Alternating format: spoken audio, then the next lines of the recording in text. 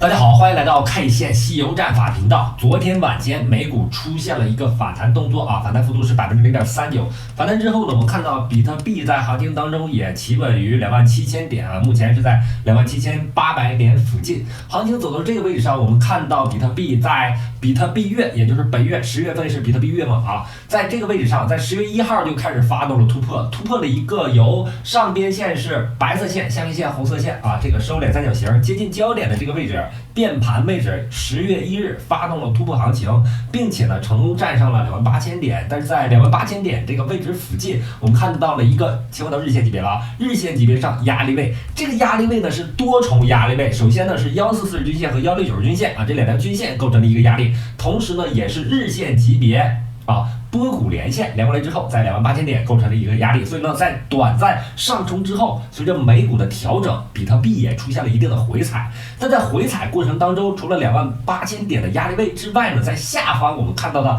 它之前的结构在27000点上是由波峰连线，注意看啊，白色线波峰连线连过来之后，形成了一个支撑位。啊，所以呢，它的震荡区间就存在于28000到27000美金这样的一个区间啊，就这一点，昨天视频当中给了出来，但同时呢，我们观察目前均线系统，那均线系统当中，我们经常特别重点注意的是5日均线、10日均线、144、169这几条均线，那么我们就可以把5日均线和10日均线作为操作线，144、169均线作为观察线。那么操作线在观察线上方的情况下，也就是说5日均线、10日均线站上了144、169，这种情况下是明显的多头行情。那么操作线在下方的情况下，也就是说5日均线、10日均线在144、169下方的这种情况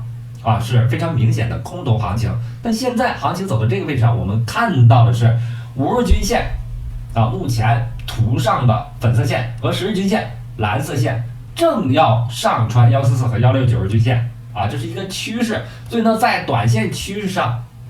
是一个非常明显的多头信号。同时呢，比特币在最近一段时间，在10月1日比特币月开启的这个关键时间点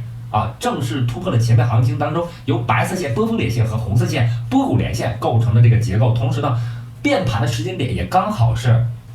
接近焦点的这个区域上。所以呢，目前比特币是在多头方向上进攻，空头方向上防守的一个姿态。那么随着时间的推移，我们认为接下来的一个结构是由两个红色线主导的这两个红色线呢是由前面行情当中波谷连线都是波谷连线连过来之后形成的这个收敛三角形。目前压力重点还在28000美金的下方的支撑呢，下移到26500美金，两个红色线这样的一个区间做区间震荡之后，在接近下一个焦点的位置上之后发生这个变盘动作变盘动作方向呢大概率是向上的，因为目前还是比特币月接近焦点，也是在10月中旬到10月底这样的一个时间这样的一个比特币月当中的一个关键时间点因此呢，多头仍然是一个比较大的趋势。同时呢，把时间级别调到周线级别就可以看到在年初的行情当中经历了一轮周线级别上涨西游之后，我们看到6月下旬出现了一个悟空阳线然后随着调整，但是这个悟空阳线的势力范围依旧存在，因此呢，在周线级别上仍然是在悟空阳线的势力范围。那上方对于周线级别来说，就有八戒阳线、沙僧阳线和唐僧阳线，最终走出周线级别上涨西游的一个预期。总体而言呢，目前比特币在经历了调整之后上方还有预期，目前仍然是一个多头的趋势。那么目前当中行情的盘眼，我们认为是 BCH 和 BSV 这是行情当中的关键因为在这轮行情当中，这两个币种是兄弟币种，并且呢偏向于主流币。那么这轮行情我们看到 BSV 涨势是比较迅猛的，日线级别出现了一个悟空阳线，后面的这根阴线呢是悟空阳线的半升 K 线，也叫妖怪 K 线。然后这个新出来的今天的这个阳线呢，也是我认为也是妖怪 K 线之一，因为它是悟空阳线势力范围的一个阳线，势力范围当中的一根 K 线。那么上方就有八戒阳线、沙僧阳线、唐僧阳线的一个预期。那么把时间级别缩小到4小时级别，可以看到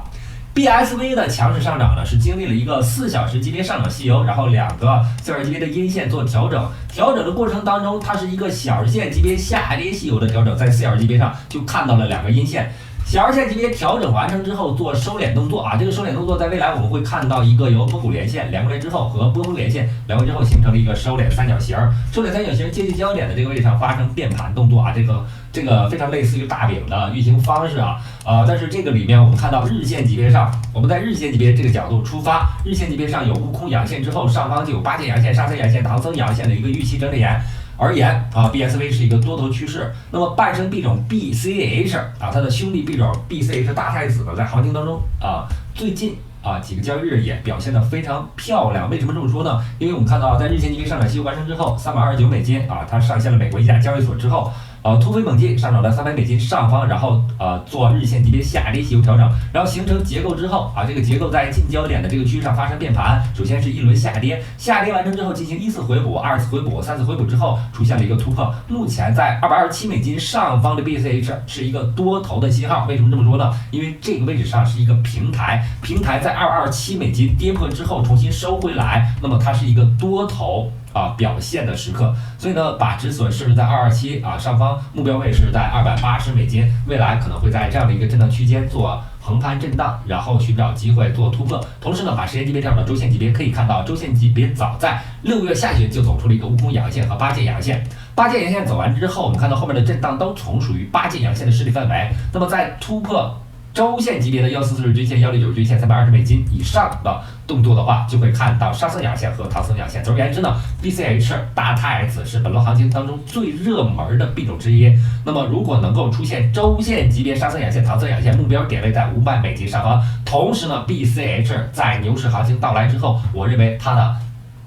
这轮行情的高点，也就是说在2025年的高点，我认为在3000美金上方。基于目前233美金的价格，我们认为它至少还有15倍以上的上涨空间。来看一下今天我们的多空数据在15分钟级别到4小时级别的这个走势当中，我们看到了 BTC 目前在短线行情当中，在15分钟以上级别的行情当中出现在了多头池当中，同时呢，昨天出现在多头池当中的 XRP 也有所表现。那么还有 TRX 最近一段时间表现也非常强势。同时呢老币种我们也需要给出一定的关注目前市场当中最热的币种，我们打开 iCoin 的搜索栏可以看到，目前沸腾的